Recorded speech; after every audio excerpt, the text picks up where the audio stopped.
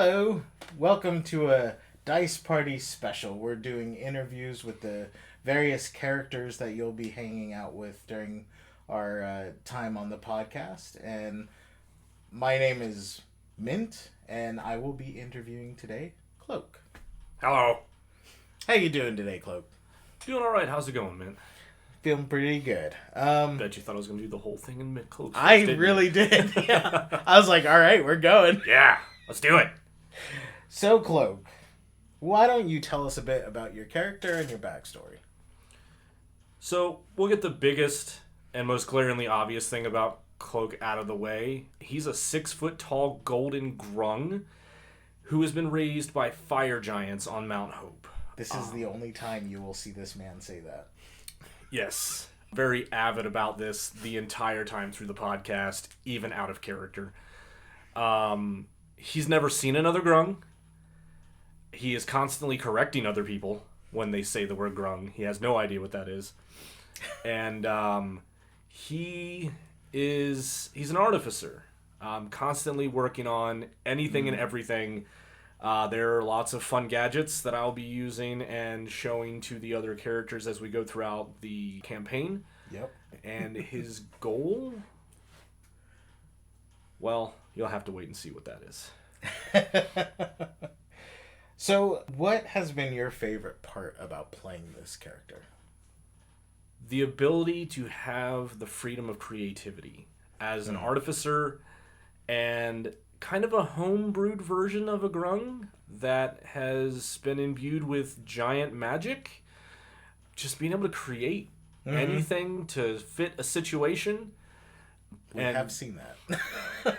There is a lot of interesting things I come up with during all of this. Things to put the DM on, make him watch On his step. edge all the time. Like, from the most mundane items he hands me to see the fear in his eyes. Yep. Yeah. It's like, you better not even give me a spoon. All right. What is your character's motivation to help fix the situation in the campaign?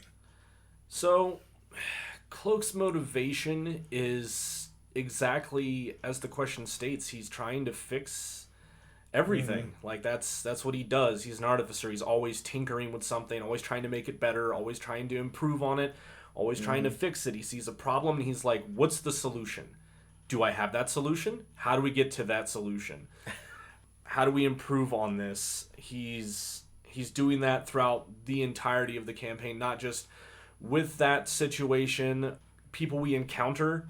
You know, he's like, well, while we're here, he tries to fix whatever's going on there too. And just the companions that he's traveling with, you know, he's compelled to help Melody with the situation that she's been thrust into. And with Mint, I mean, both characters are very much out of their comfort zone. So, you know, just working together to get through it and save everything. Yeah. Yeah. What would you say are your character's biggest strengths? His inquisitive nature and his drive to try and improve the quality of life for people around him, whether it be through gadgets or things to help the working class do things better, you know, to be more efficient at what they do, to people that potentially need something to be able to get through their life easier. He definitely works with those things as well. So I'd definitely say his biggest strengths would be his creativity and just his drive to know as much as he possibly can about everything. All right. And counter to that, what would you say is his biggest weakness? He's naive. He's very naive. It's a bit of a running theme. It is. He doesn't know much outside of Mount Hope, which is where the fire giants reside in Thalia.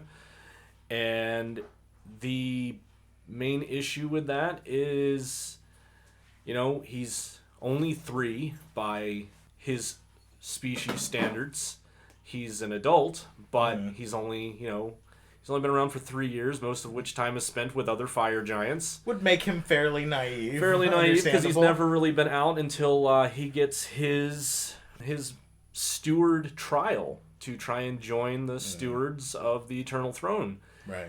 And during which time he starts really learning about everything and how life works when you're not surrounded by giants. Mm-hmm. And just kind of traveling around doing his merchant thing. Like, he's just, his biggest weakness is just he doesn't know anything about the world yet. And life happens really fast. Yes, it does. What is your favorite part about the other characters in the campaign?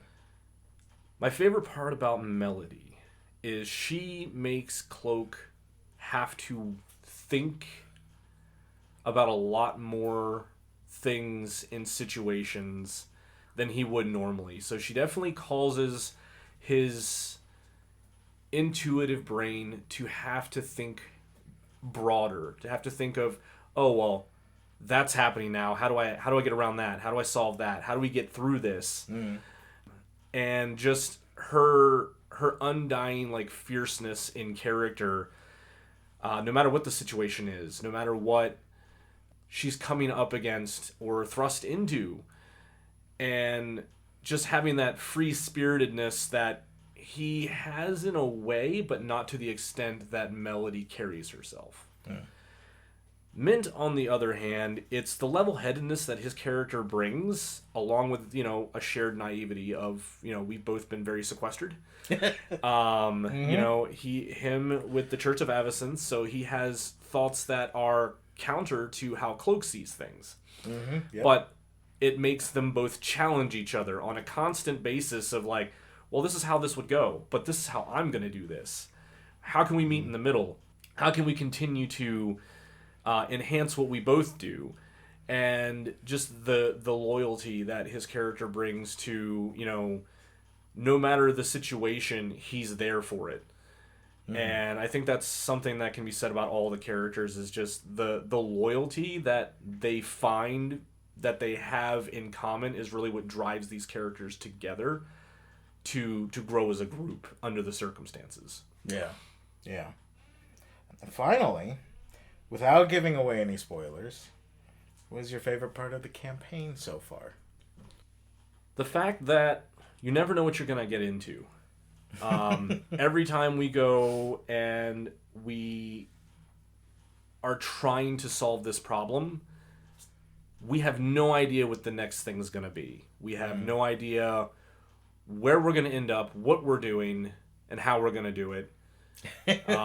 Which, sounds like every other D&D campaign out there, any other tabletop campaign out there. However, it's deeper. And it's so layered. And the mystery that's going on with everything else already going on, I think it's going to make for very, very interesting interactions. Yeah, I would agree. And that's the end of the interview. Thank you for joining us, and we hope that you'll enjoy hearing the story as we experience it in the Dice Party podcast. Thank you for joining us. So long!